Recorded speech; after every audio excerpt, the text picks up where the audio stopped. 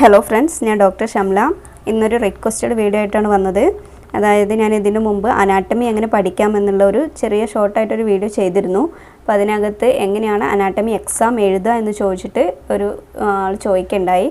അപ്പോൾ ഒരാൾക്കെങ്കിലും ഉപകാരപ്പെട്ടോട്ടെ എന്ന് വിചാരിച്ചിട്ടാണ് ഞാൻ ഈ ഒരു വീഡിയോ ചെയ്യുന്നത്. അതായത് ഈ അനാട്ടമി എന്ന് പറയുമ്പോൾ ചിലരെങ്കിലും അനാട്ടമി ഫിസിയോളജിയൊക്കെ ഒരു കീറാമുട്ടി പോലെയാണ് കാണുന്നത്.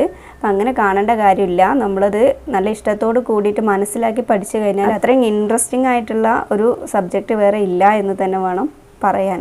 അപ്പോൾ നമ്മൾ നല്ല ഇൻട്രസ്റ്റോട് കൂടിയിട്ട് ഡയഗ്രാംസ് ഒക്കെ വരച്ചും മെഡിക്കൽ ടെർമിനോളജീസ് ഒക്കെ പഠിച്ചും എല്ലാം അതിൻ്റെ വൃത്തിയിൽ പഠിച്ചു കഴിഞ്ഞാൽ ഏറ്റവും നല്ലൊരു സബ്ജക്റ്റ് തന്നെയാണ്. അപ്പോൾ ആ ഒരു ചിന്താഗതി ആദ്യം മാറ്റാം. വളരെ സിമ്പിളായൊരു സബ്ജക്റ്റാണ് എന്നത് മൈൻഡിൽ ഫിക്സ് ചെയ്യുക. ഇനി നമുക്ക് വീഡിയോയിലേക്ക് പോകാം. അതായത് ഒരു അനാട്ടമി എക്സാം എഴുതാൻ പോകുന്ന കുട്ടി അനാട്ടമി എക്സാമിനെ കുറിച്ച് അറിഞ്ഞിരിക്കേണ്ട കുറച്ച് ബേസിക് കാര്യങ്ങളുണ്ട്. ആ കാര്യങ്ങളെക്കുറിച്ച് ഞാൻ ആദ്യം പറയാം. അനാട്ടമിയിൽ അറിഞ്ഞിരിക്കേണ്ട കാര്യം എന്ന് പറഞ്ഞാൽ ഫസ്റ്റ് നമ്മൾ അറിയണം, അനാട്ടമി എന്ന് പറയുന്നത് 2 പേപ്പേഴ്സായിട്ടാണ് വരുന്നത്. പേപ്പർ 1, പേപ്പർ 2 ഇങ്ങനെ 2 പേപ്പേഴ്സാണ് വരുന്നത് എന്ന് ആദ്യം അറിഞ്ഞിരിക്കുക.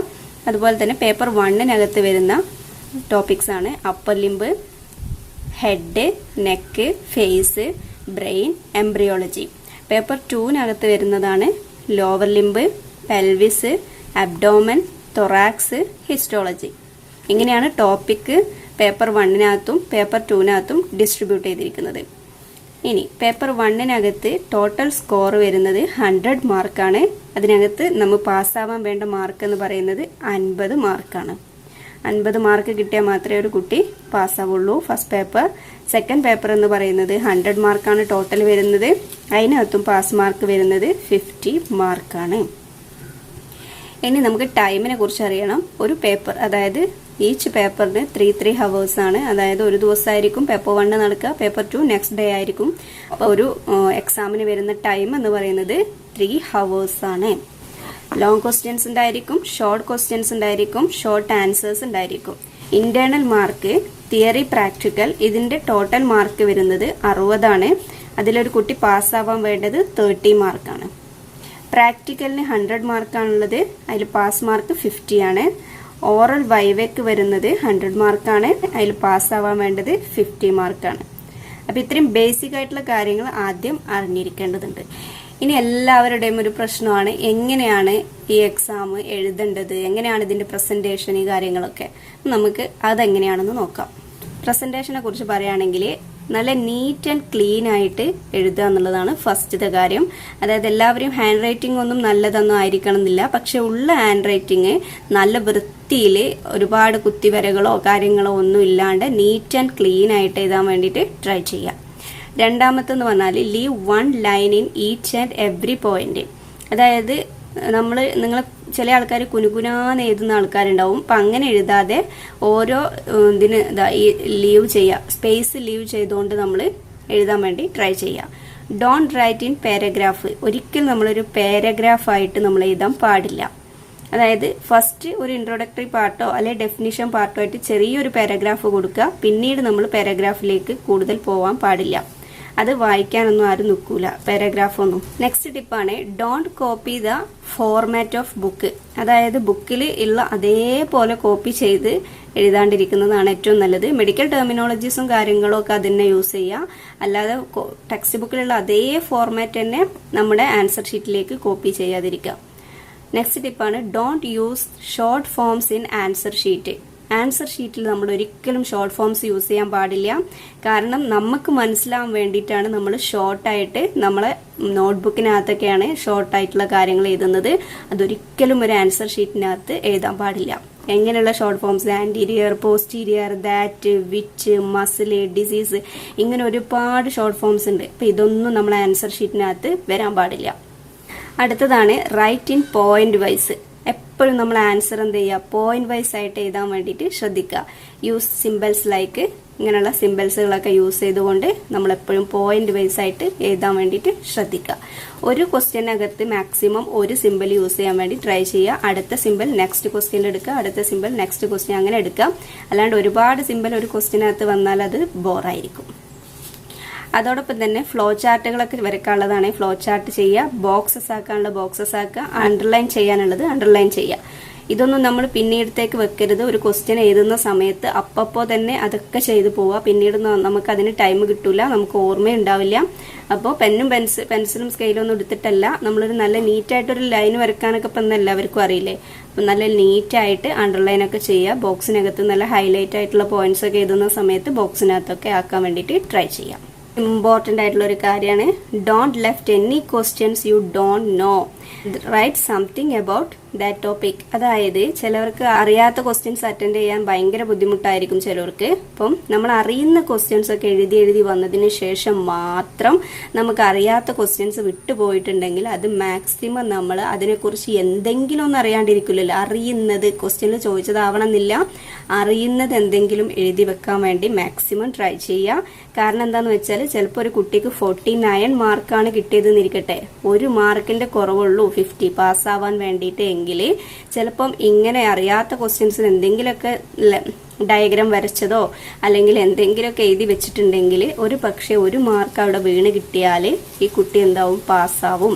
അപ്പം അതൊരു ലക്കി ആയിട്ടുള്ളൊരു കാര്യമായിരിക്കും. അപ്പം അതുകൊണ്ട് ആരും തന്നെ ഒരു ക്വസ്റ്റ്യനും ലീവ് ചെയ്യാൻ വേണ്ടി പാടില്ല. അപ്പം ഇത്രയും കാര്യങ്ങളാണ് പ്രസൻറ്റേഷൻ്റെ കാര്യത്തിൽ ശ്രദ്ധിക്കേണ്ടത്. എന്തൊക്കെയാണ് കാര്യങ്ങൾ? നീറ്റായിട്ട് എഴുതാൻ വേണ്ടി ശ്രമിക്കുക. Leave 1 line in each and every point. Don't write in paragraph. Don't copy the format of book. Don't use short forms in answer sheet like anterior, posterior, that, which, muscle, disease, etcetera. Write in point wise using symbols like this and flowchart, boxes, underline. Don't left any question you don't know. Write something about that topic. അപ്പോൾ ഇങ്ങനെയാണ് ഇത് നമ്മൾ മൈൻഡിൽ fix ചെയ്തിട്ട് വേണം exam ഹോളിലേക്ക് കയറാനേ. ഇനി ബാക്കി കാര്യങ്ങൾ പറയാം. ഇനി നെക്സ്റ്റ് നമ്മളൊരു എക്സാമിന് പോകുമ്പോൾ നമ്മൾ അറിഞ്ഞിരിക്കേണ്ട കാര്യങ്ങളാണ് മാർക്കിൻ്റെ ഡിസ്ട്രിബ്യൂഷൻ. എങ്ങനെയൊക്കെയാണ് മാർക്ക് അനാട്ടമി പേപ്പറിൽ ഡിസ്ട്രിബ്യൂട്ട് ചെയ്തിരിക്കുന്നത് എന്ന് നോക്കാം. ലോങ് എസ്സേ അല്ലെങ്കിൽ ലോങ് ക്വസ്റ്റ്യൻസ് ഉണ്ടായിരിക്കും എന്ന് ഞാൻ പറഞ്ഞു. 2 ക്വസ്റ്റ്യൻസ് ആണ് ലോങ് ക്വസ്റ്റ്യൻസ് ആയിട്ട് ഉണ്ടാവുന്നത്. അതിനകത്ത് വരുന്ന മാർക്ക് 15 മാർക്ക് ഈച്ച് ക്വസ്റ്റ്യൻ. ഓരോ ക്വസ്റ്റ്യനും 50 മാർക്ക് വീതമാണ് വരുന്നത്. അപ്പോൾ ടോട്ടൽ മാർക്ക് എത്രയായി? 30 മാർക്ക്. 2 ക്വസ്റ്റ്യന് 30 മാർക്കാണ് വരുന്നത്. അങ്ങനെയാണ് ഫസ്റ്റത്തെ ലോങ് എസ്സേയുടെ മാർക്ക് ഡിസ്ട്രിബ്യൂഷൻ വരുന്നത്. രണ്ടാമത്തതാണ് ഷോർട്ട് ക്വസ്റ്റ്യൻസ്. ഷോർട്ട് ക്വസ്റ്റ്യൻസ് അല്ലെങ്കിൽ ഷോർട്ട് ആൻസേഴ്സ് എന്ന് പറയും. അത് 10 ക്വസ്റ്റ്യൻസ് ആയിരിക്കും നമ്മൾ അറ്റൻഡ് ചെയ്യേണ്ടി വരിക. മിക്കവാറും ഒരു 12 ക്വസ്റ്റ്യൻസ് ഒക്കെ അവർ തരും. അതിനകത്തുനിന്ന് നമ്മൾ സെലക്ട് ചെയ്തിട്ട് 10 ക്വസ്റ്റ്യൻ ആയിരിക്കും നമ്മൾ എഴുതേണ്ടി വരിക. അങ്ങനെയാണെങ്കിൽ 5 മാർക്കാണ് ഈച്ച് ക്വസ്റ്റ്യൻസിനും വരുന്നുണ്ടാവുക. ഈച്ച് ക്വസ്റ്റ്യൻസിനും 5 മാർക്കാണ് വരുന്നുണ്ടാവുക. ടോട്ടൽ മാർക്ക് വരുന്നത് അപ്പം 50 മാർക്കായിരിക്കും. 10 ക്വസ്റ്റ്യന് 50 മാർക്ക് തോതിലായിരിക്കും വരുന്നുണ്ടാവുക. ഷോർട്ട് ആൻസേഴ്സ് അല്ലെങ്കിൽ ഷോർട്ട് നോട്ട് എന്നൊക്കെ പറയാം. അത് 10 ക്വസ്റ്റ്യൻസ് ആണ് ഉണ്ടായിരിക്കുക. അതിൽ 2 മാർക്കായിരിക്കും ഓരോ ക്വസ്റ്റ്യനും വരുന്നത്. ഇതിലൊന്നും നമ്മൾ ഒരുപാട് ടൈം സ്പെൻഡ് ചെയ്യരുത്. 2 മാർക്ക് വീതം ഉണ്ടാവുള്ളൂ. പക്ഷേ നമ്മളത് പ്രോപ്പറായിട്ട് എഴുതാൻ വേണ്ടിയിട്ട് ട്രൈ ചെയ്യും വേണം. അപ്പോൾ നമ്മുടെ ടോട്ടൽ സ്കോർ അവിടെ വരുന്നത് എത്രയാണ്? 20 മാർക്ക്. അപ്പോൾ നമ്മുടെ സബ് ടോട്ടൽ എത്ര വന്നത്? ലോങ് എസ്സേയുടെ 30 മാർക്കും ഷോർട്ട് എസ്സേയുടെ 50 മാർക്കും ഷോർട്ട് നോട്ട് അല്ലെ ഷോർട്ട് ആൻസേഴ്സിൻ്റെ 20 മാർക്കും മൊത്തത്തിൽ 100 മാർക്കാണ് വരുന്നത്. ഇനി പലർക്കുള്ളൊരു ഡൗട്ടായിരിക്കും, ഓരോ ക്വസ്റ്റ്യൻസിനും എത്ര പേജാണ് എഴുതേണ്ടത് അല്ലെങ്കിൽ എത്ര പേപ്പറാണ് എഴുതേണ്ടത്, ഇങ്ങനെയുള്ള ഡൗട്ട്. അതിനാദ്യം നമ്മൾ അറിയാത്തവർക്ക് വേണ്ടി പറയുകയാണ്, പേജ് എന്താണ് പേപ്പർ എന്താണെന്നുള്ള ആദ്യം മനസ്സിലാക്കണം. ഒരു പേജ് എന്ന് പറയുന്നത് ഇതാണൊരു പേജ്. ഇപ്പോൾ ഒരു നോട്ട് ബുക്കിൻ്റെ കേസ് എടുത്ത് കാണിച്ചു തരാം. ഒരു പേജ് എന്ന് പറയുന്നത് ഇതാണൊരു പേജ്. ഇതൊരു നോട്ട് ബുക്കാണ്. ഇതാണൊരു പേജ്, ഇതാണൊരു പേജ്. പേപ്പർ എന്ന് പറയുന്നത് ഇതാണൊരു പേപ്പർ. ഇങ്ങനെ എടുക്കുന്ന ഇതാണൊരു പേപ്പർ എന്ന് പറയുന്നത്. അപ്പോൾ ഒരു പേപ്പർ എന്ന് പറയുമ്പോൾ അതിനകത്ത് 2 പേജാണ് വരുന്നത്. അപ്പോൾ പേജും പേപ്പറും തമ്മിലുള്ള ഡിഫറൻസ് ആദ്യം മനസ്സിലാക്കുക. എങ്ങനെയൊക്കെയാണ് പേജിൻ്റെ കാര്യം ഏകദേശം വരുന്നത് എന്ന് പറയാം. ആദ്യത്തെ 2 ലോങ് എസ്സേ ആണ് പറഞ്ഞത്. ഫസ്റ്റത്തെ 2 ലോങ് എസ്സേ 50 മാർക്ക് ക്വസ്റ്റ്യൻ്റെ ലോങ് എസ്സേ ആണ്.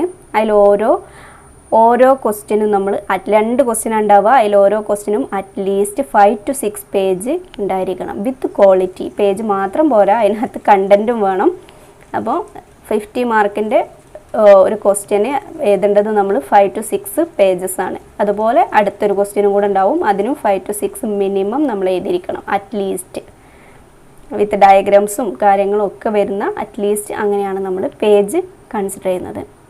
രണ്ടാമത്തെ 5 മാർക്കിൻ്റെ ഷോർട്ട് എസ്സേ. 5 മാർക്കിൻ്റെ ഷോർട്ട് എസ്സേക്ക് minimum 3 pages with quality. Minimum 3 പേജെങ്കിലും എഴുതിയിരിക്കണം. പേജാണ്, പേപ്പറല്ല. പേപ്പറും പേജും തമ്മിലുള്ള ഡിഫറൻസ് ഞാൻ പറഞ്ഞു. ഇപ്പോൾ പേജാണ് ഇപ്പോൾ നേരത്തെ പറഞ്ഞത് 5 to 6 ആണ് ലോങ് എസ്സേയുടെ പേജ് വരുന്നത്.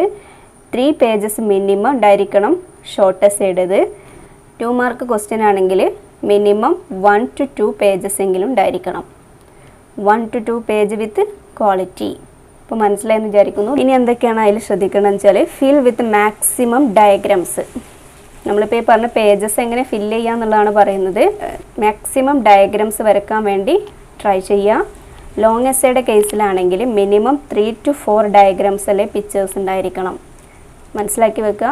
ഒരു ലോങ് എസ്സേ, അതായത് ഒരു 15 മാർക്കിൻ്റെ ക്വസ്റ്റ്യൻ ആണെങ്കിൽ അതിനകത്ത് മിനിമം 3 to 4 ഡയഗ്രാംസ് എങ്കിലും നമ്മൾ മസ്റ്റായിട്ട് ഇൻക്ലൂഡ് ചെയ്യാൻ ട്രൈ ചെയ്യണം. എങ്കിലേ നമ്മൾ ആ പേജ് ഫില്ലാവുള്ളൂ. അതുപോലെ തന്നെ നമ്മൾ ഉദ്ദേശിച്ച കണ്ടൻസ് അതിനകത്ത് വരികയുമുള്ളൂ. ഇനി ഷോർട്ട് എസ്സേസ് ആണെങ്കിൽ മിനിമം 2 ഡയഗ്രാംസ് എങ്കിലും വരയ്ക്കാൻ വേണ്ടി ട്രൈ ചെയ്യാം. ഷോർട്ട് എസ്സേയുടെ കാര്യം ഞാൻ പറഞ്ഞു. 3 to 4 ആണ് പേജ് വരുന്നത്. അതിൽ മാക്സിമം അല്ലെങ്കിൽ മിനിമം 2 ഡയഗ്രാംസ് എങ്കിലും വരയ്ക്കാൻ വേണ്ടിയിട്ട് മിനിമം 2 ഡയഗ്രാംസ് എങ്കിലും അതിനകത്ത് വരയ്ക്കാൻ വേണ്ടി ട്രൈ ചെയ്യാം. ഇനി ഷോർട്ട് ആൻസേഴ്സ്. ഷോർട്ട് ആൻസേഴ്സ് 2 മാർക്കിൻ്റെ ക്വസ്റ്റ്യൻ ആണ്. അപ്പോൾ അതിനകത്ത് മിനിമം 1 പിക്ചറെങ്കിലും ആഡ് ചെയ്തിരിക്കണം. അത് മസ്റ്റാണ്. ഒരു 1 പിക്ചറെങ്കിലും നിങ്ങൾ അതിനകത്ത് ആഡ് ചെയ്യുക എന്നത് മസ്റ്റായിട്ടുള്ള കാര്യമാണ്. ലോങ്ങും പ്രോബ്ലം ആയിട്ടുള്ളൊരു കാര്യമാണ് സമയം തികയുന്നില്ല എന്നുള്ളത്. അപ്പം ടൈം എങ്ങനെയാണ് നമ്മളൊരു എക്സാമിന്, അനാട്ടമി എക്സാമിനോ ഫിസിയോളജി എക്സാമിനൊക്കെ ആയാലും ടൈം എങ്ങനെയാണ് മാനേജ് ചെയ്യുക എന്നുള്ളതാണ് പറയുന്നത്. 100 ക്വസ്റ്റ്യൻസിന് നമുക്ക് അവർ തരുന്ന ടൈം എന്ന് പറയുന്നത് 3 hours ആണ്. 15 മാർക്കിൻ്റെ ലോങ് എസ്സേ അല്ലെങ്കിൽ ലോങ് ക്വസ്റ്റ്യന് എന്ന് പറയുന്നത് 2 ക്വസ്റ്റ്യൻ ഉണ്ടായിരിക്കും. അതിൽ ഓരോ ക്വസ്റ്റ്യനും നമ്മൾ മാക്സിമം 30 മിനിറ്റ് 25 to 30 മിനിറ്റ് ഒരു ക്വസ്റ്റ്യൻ എടുക്കാൻ പാടുള്ളൂ. 2 ക്വസ്റ്റ്യൻ നമ്മൾ എഴുതി കഴിയുമ്പോഴത്തേക്ക് 1 hour എടുക്കും. 2 ക്വസ്റ്റ്യൻസിനാണ് 1 hour എടുക്കുന്നത്. ആകെ 3 hour ഉള്ളൂ എന്നത് ഓർക്കണം. 1 hour ആണ് ഇതിനെടുക്കുന്നത്. നമ്മൾ ഏകദേശം അതിൻ്റെ അകത്ത് വരാൻ വേണ്ടി ശ്രദ്ധിക്കണം. അതിന് അങ്ങോട്ട് എക്സസൈസ് പോകാൻ പാടില്ല. 10 മാർക്കിൻ്റെ ക്വസ്റ്റ്യൻ എന്ന് പറയുന്നത് മാക്സിമം ടൈം നമുക്കൊരു 9 to 10 മിനിറ്റ് ഈച്ച് ക്വസ്റ്റ്യൻസിന് എടുക്കാം. 10 ക്വസ്റ്റ്യൻസ് ഉണ്ടായിരിക്കും അവിടെ. 10 ക്വസ്റ്റ്യൻസ് 5 മാർക്കിനുള്ള 10 ക്വസ്റ്റ്യൻസ് ആണ് വരുന്നത്. ആ ഷോർട്ടായിട്ടുള്ള എസ്സേക്ക് വേണ്ടിയിട്ട് ഓരോന്നിനും മാക്സിമം നമ്മൾ 9 to 10 മിനിറ്റ് ഈച്ച് ക്വസ്റ്റ്യൻസിന് എടുക്കാൻ പാടുള്ളൂ. അപ്പോൾ നമ്മൾ 9 to 10 മിനിറ്റ് വെച്ചിട്ട് ഈച്ച് 10 ക്വസ്റ്റ്യൻസിന് എടുത്തു കഴിഞ്ഞാൽ അവിടെ ഏകദേശം ഒരു 1 hour 30 മിനിറ്റ്സ് വരെ വരും. ബാക്കി നമുക്കുള്ളത് വെറും 30 മിനിറ്റ് ആണ്. ആ 30 മിനിറ്റിൽ നമ്മൾ ഷോർട്ട് ആൻസേഴ്സിന് വേണ്ടിയിട്ട് ഒരു 2 മാർക്ക് ക്വസ്റ്റ്യൻ ആണ്. അപ്പോൾ നമ്മൾ ഓവർ ടൈം അതിൽ സ്പെൻഡ് ചെയ്യേണ്ട. അതുകൊണ്ട് തന്നെ ഒരു 2 to 3 മിനിറ്റ് ഈച്ച് ക്വസ്റ്റ്യൻസിന് എടുത്തിട്ട് 30 മിനിറ്റ് കൊണ്ട് അത് കവർ ചെയ്യാൻ നോക്കുക. ഫസ്റ്റത്തേത് 25 to long essay 25 to 30 minute maximum എടുക്കുക. രണ്ടാമത്തത് ഷോർട്ട് എസ്സേക്ക് 9 to 10 മിനിറ്റ് ഈച്ച് ക്വസ്റ്റ്യൻസിനും എടുക്കുക.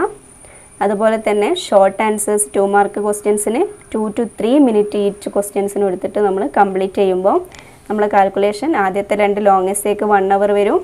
രണ്ടാമത്തെ ഷോർട്ട് എസ്സേക്ക് 10 ക്വസ്റ്റ്യൻസിന് വേണ്ടിയിട്ട് 1 hour 30 മിനിറ്റ് വരും.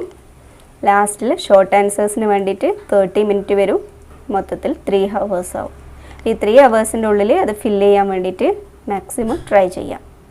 ഇപ്പോൾ നിങ്ങളടുത്ത് ചോദിച്ചത് ഒരു ബോണിൻ്റെ ക്വസ്റ്റ്യൻ ആണെങ്കിൽ എന്തൊക്കെയാണ് അതിനകത്ത് ഇൻക്ലൂഡ് ചെയ്യേണ്ടത് എന്നാണ് പറയാൻ പോകുന്നത്. അപ്പം അതിന് മുമ്പ് നമ്മൾ കുറച്ച് ബേസിക് കാര്യം അറിഞ്ഞിരിക്കുക. ബോണിൽ അപ്പർ ലിംബിൽ ബോൺസ് വരുന്നുണ്ട്, ലോവർ ലിംബിൽ ബോൺസ് വരുന്നുണ്ട്.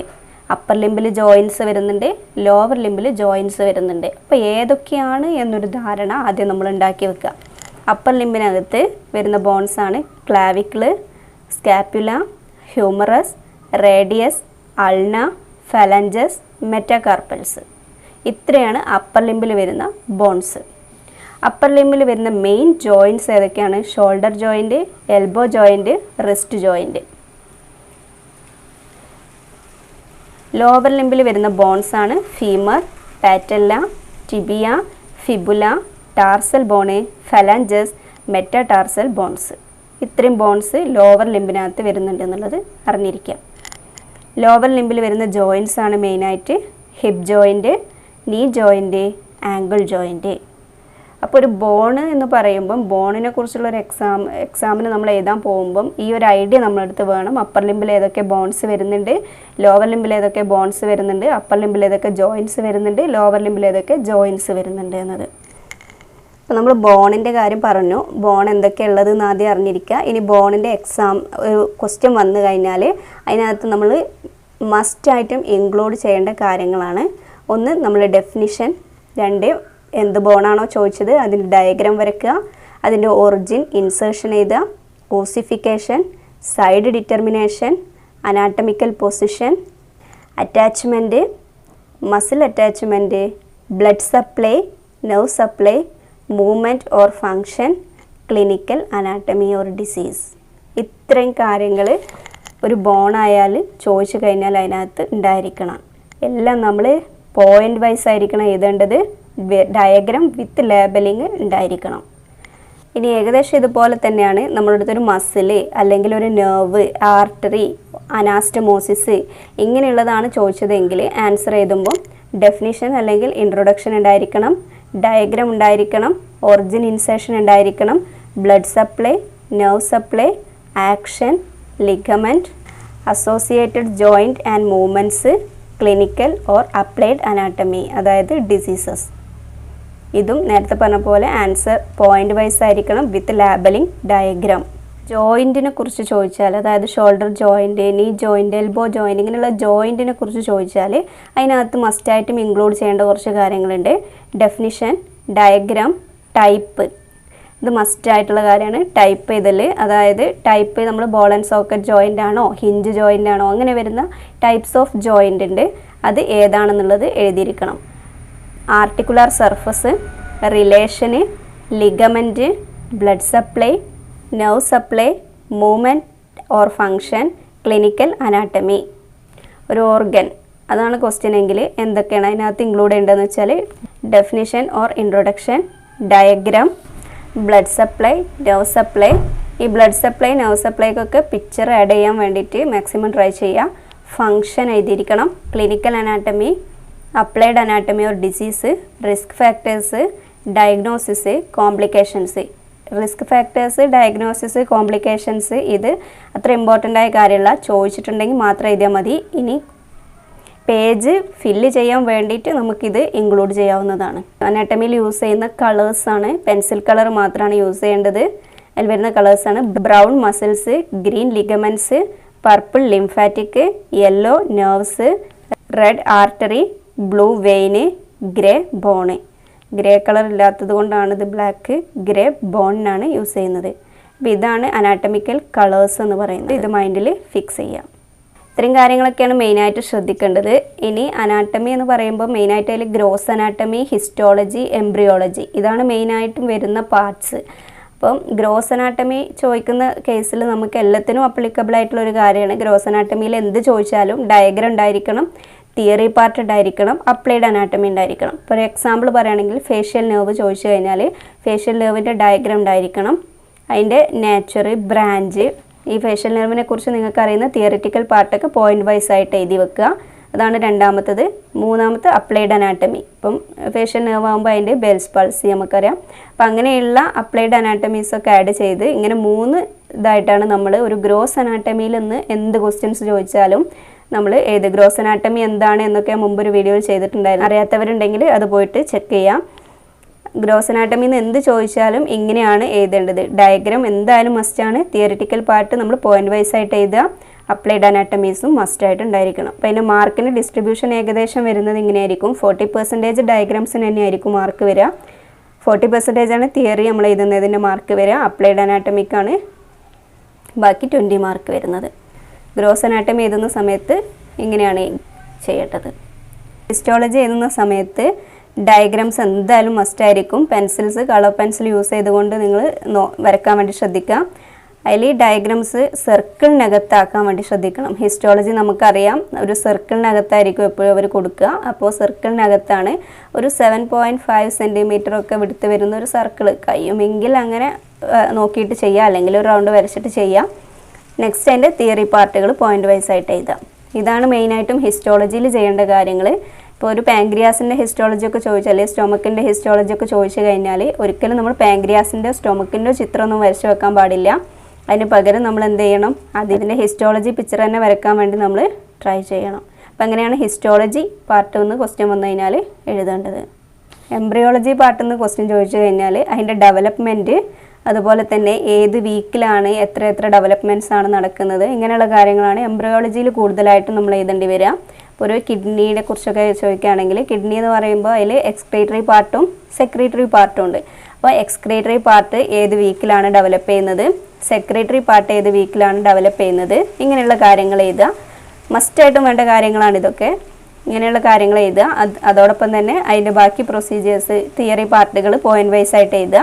പിന്നെ അതിൻ്റെ അനോമാലിസ് എന്തൊക്കെയാണ്, അതിൻ്റെ അബ്നോർമാലിറ്റീസ് ആയിട്ട് വരില്ലേ, ഓരോ കിഡ്നിയിൽ കഞ്ചനൈറ്റലി വരുന്ന അനോമാലിസ് ഉണ്ടാവും, ആ അനോമാലിസ് എഴുതുക. ഇതാണ് എംബ്രിയോളജിയിൽ മെയിനായിട്ട്. ഈ അനോമാലിസ് ഒക്കെ ഇമ്പോർട്ടൻ്റ് ആയിട്ട് കാര്യമാണ്. എംബ്രിയോളജി എഴുതുന്ന സമയത്ത് ഇത്രയാണ് ശ്രദ്ധിക്കേണ്ടത്. ഹിസ്റ്റോളജി എന്താ, എംബ്രിയോളജി എന്താ, ഗ്രോസ് എന്താണെന്നൊക്കെ അറിയാത്തവർ മുമ്പൊരു വീഡിയോ ചെയ്തിട്ടുണ്ട്, ചെക്ക് ചെയ്യാവുന്നതാണ്.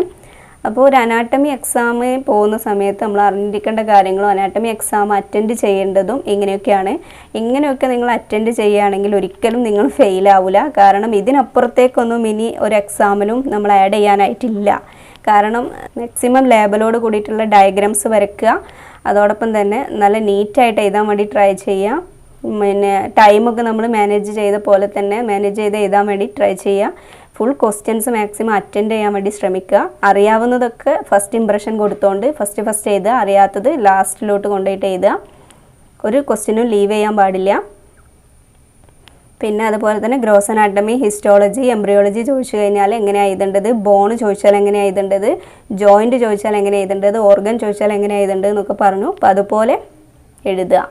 ഇനി നിങ്ങൾക്ക് വേണമെങ്കിൽ ഞാനൊരു ചെറിയൊരു എക്സാമ്പിൾ ഇവിടെ കാണിച്ചു തരാം. ഒരു നോട്ട് ബുക്കിലത്തെ ഒരു എക്സാമ്പിളാണ് ഇവിടെ കാണിക്കാം. ഇപ്പോൾ ഇവിടെ ചോദിച്ച ഒരു ക്വസ്റ്റ്യൻ ഞാൻ കാണിക്കാം ഒരു എക്സാമ്പിളായിട്ട്. ഒരു ലോങ് ക്വസ്റ്റ്യൻ ആണിത്. Explain details about the liver including structure, blood supply, nerve supply, clinical anatomy, functions, ഇത്രയും കാര്യങ്ങൾ, ഡിസീസ്. ഇതങ്ങനെയാണ് ഒരു ക്വസ്റ്റ്യൻ ചോദിച്ചതെങ്കിൽ എങ്ങനെയാണ് ഒരു ആൻസർ ചെയ്യുക എന്നുള്ളത് ജസ്റ്റ് ഒന്ന് കാണിക്കാൻ. ലോങ് എസ്സേ എന്ന് കൊടുക്കുക, ലിവർ എന്ന് കൊടുക്കുക, ലാർജ് സോളിഡ് ഓർഗനാണ്, ലാർജ് ഗ്ലാൻഡാണ് ഹ്യൂമൻ ബോഡിയിൽ, റെഡിഷ് ബ്രൗൺ ഇൻ കളറാണ്, ഇങ്ങനെയുള്ള കുറച്ച് കാര്യം പാരഗ്രാഫായിട്ട് എഴുതുക. പിന്നെ പോയിന്റ് വൈസ് ആയിട്ട് എഴുതുക. 2 ലോബ്സ് ഉണ്ട്, 8 സെഗ്മെൻറ്റ്സ് ഉണ്ട്. സെപ്പറേറ്റ് ചെയ്തിരിക്കുന്നത് പാൽസിഫോം ലിഗമെൻറ്റ്സ് ആണ്, ഗ്ലിസൻസ് ക്യാപ്സ്യൂളാണ്. ഇപ്പോൾ ഇതിലൊക്കെ അണ്ടർലൈൻ ചെയ്ത് കണ്ടില്ലേ. അപ്പോൾ ഈ പാൽസിഫോം ലിഗമെൻറ്റ്സിന് ഒരു അണ്ടർലൈൻ, ഗ്ലിസൻസ് ക്യാപ്സ്യൂളിനൊക്കെ കൊടുക്കുമ്പോൾ ഇത് ഈ കുട്ടിക്ക് അറിയാമെന്നത് ആ എക്സാമിനർക്ക് മനസ്സിലാവും. പിന്നെ ഷേപ്പ് എങ്ങനെയാണ്, കോൺ ഷേപ്പാണ്, അത് അണ്ടർലൈൻ ചെയ്യുക. അതുപോലെ തന്നെ വെയ്റ്റ് 3 പൗണ്ട്സ് ആണെന്നൊക്കെ അണ്ടർലൈൻ ചെയ്യുക. അതോടൊപ്പം തന്നെ നമ്മളൊരു ലിവറിൻ്റെ ഒരു പിക്ചർ വരയ്ക്കുക. ഇത് വിത്ത് ലേബലിംഗ് ആയിരിക്കണം. ലേബൽ ചെയ്യുമ്പോൾ ശ്രദ്ധിക്കേണ്ട കാര്യം, ഇങ്ങോട്ടും എല്ലാ ഭാഗത്തേക്കും നമ്മൾ ലേബൽ ചെയ്യാണ്ട് മാക്സിമം ഒരു ഭാഗത്തേക്ക് മാത്രം ലേബൽ ചെയ്യാൻ വേണ്ടി ട്രൈ ചെയ്യാം. എല്ലാ ഭാഗത്തേക്കും ലേബൽ ചെയ്യുമ്പോൾ ഒരു ബോറായിരിക്കും. അപ്പോൾ ഒരു ഭാഗത്തേക്ക് മാത്രം ലേബൽ ചെയ്യാൻ വേണ്ടി ശ്രദ്ധിക്കുക. ചോദിച്ചിരിക്കുന്നത് ബ്ലഡ് സപ്ലൈ ആണ്. നമ്മൾ ബ്ലഡ് സപ്ലൈനെ കുറിച്ച് എഴുതുക. Oxygenated blood, hepatic artery, nutrient riched ആയിട്ടുള്ളത് hepatic portal vein, common hepatic duct ഉണ്ട്. ഇങ്ങനെയുള്ളത് കൊടുത്തിട്ട് അതിനെക്കുറിച്ചൊരു പിക്ചറും കൂടെ നമ്മൾ ആഡ് ചെയ്യാൻ വേണ്ടി ട്രൈ ചെയ്യാം. ഇതിനകത്ത് വേറെ ലേബലിംഗ് ഒന്നും വേണ്ട, ബ്ലഡ് സപ്ലൈയുടെ ലേബലിംഗ് മാത്രം മതി. Hepatic artery, portal vein, bile duct, ഇങ്ങനെയുള്ള ഒരു ലേബൽ. അപ്പോൾ 2 പിക്ചർ നമുക്ക് ഇവിടെ തന്നെ വന്നു. ഇത്രയും സ്പേസും പോയി, കാര്യങ്ങൾ നമുക്കറിയാമെന്നത് എക്സാമിനർക്ക് മനസ്സിലാവുകയും ചെയ്യും. എന്നിട്ട് പിന്നെ നമ്മളൊരു നെർവ് സപ്ലൈൻ്റെ ഒരു പിക്ചർ ലേബലിങ്ങോട് കൂടിയിട്ട് കൊടുക്കുക. അതിൻ്റെ ഫങ്ഷൻസ് ഇതുപോലെ 1 by 1 ആയിട്ട് താഴോട്ട് എഴുതുക. Regulate most chemical level regulate ചെയ്യുന്നു, ഫിൽറ്റർ ബ്ലഡിനെ ഫിൽറ്റർ ചെയ്യുന്നു, ലിവറിൻ്റെ ബൈൽ പ്രൊഡക്ഷന് റെഗുലേറ്റ്, ബ്ലഡ് ഷുഗറിനെ റെഗുലേറ്റ് ചെയ്യുന്നു, ആൽബുമിൻ്റെ പ്രൊഡക്ഷൻ, റെഗുലേറ്റ് അമിനോ ആസിഡ്സ്, ഇങ്ങനെയൊക്കെ തുടങ്ങിയിട്ട് അതിൻ്റെ ഫങ്ഷൻസ് എഴുതാൻ വേണ്ടി ശ്രമിക്കുക. അത് കഴിഞ്ഞിട്ട് ക്ലിനിക്കൽ അനാട്ടമി, അതായത് 3 സർഫസസ് ഉണ്ട്, 2 ഹെമി ലിവേഴ്സ് ഉണ്ട്, ഇങ്ങനെയുള്ള കൊടുക്കുക. ഡിസീസസ് കൊടുക്കുക. ഡിസീസസ് കൊടുക്കുമ്പം ഇൻഫെക്ഷൻസ് കാരണം വരുന്ന ഡിസീസ്, ഇമ്മ്യൂൺ സിസ്റ്റത്തിൻ്റെ അബ്നോർമാലിറ്റി വരുന്ന ഡിസീസസ്, ഇങ്ങനെ ഓരോന്നും. ഇതൊരു ഡെമോ ആണ് കാണിക്കുന്നത്. ഇതേ ഒരു ടൈപ്പിലായിരിക്കണം എക്സാം എഴുതേണ്ടതെന്നാണ് ഞാൻ ഉദ്ദേശിച്ചൊരു എക്സാമ്പിളാണ് കാണിച്ചത്. വരുന്ന അസുഖങ്ങൾ, cancer, other growth, other diseases, പിന്നെ റിസ്ക് ഫാക്ടേഴ്സ് ഒക്കെ വേണമെങ്കിൽ കൊടുക്കാം. കോംപ്ലിക്കേഷൻസ് ഒക്കെ കൊടുത്തിട്ട് അപ്പോൾ ഒരു പേജ് നോക്കുക. ഇങ്ങനെ ഇത്ര പേജസ് ആണ്. നമ്മളിങ്ങനെ പേജ് ഇങ്ങനെ എണ്ണിയിട്ട് നമ്മളൊരു 5-6 പേജ് എന്തായാലും ഉൾക്കൊള്ളിക്കാൻ വേണ്ടി ശ്രമിക്കുക. അപ്പോൾ ഇങ്ങനെയാണ് നമ്മൾ ഒരു അനാട്ടമി എക്സാം എഴുതേണ്ടത് എന്ന് നിങ്ങൾക്ക് മനസ്സിലായിട്ടുണ്ടാകും എന്ന് വിചാരിക്കുന്നു. അനാട്ടമി എക്സാമിന് പോകുന്ന കുട്ടികൾക്കൊക്കെ ഉപകാരപ്രദമായി എന്ന് വിചാരിക്കുന്നു. മറ്റൊരു ഇൻഫോർമേറ്റീവ് ആയിട്ടുള്ള വീഡിയോയുമായി വരുന്നത് വരെ താങ്ക് യു ഫോർ വാച്ചിങ്.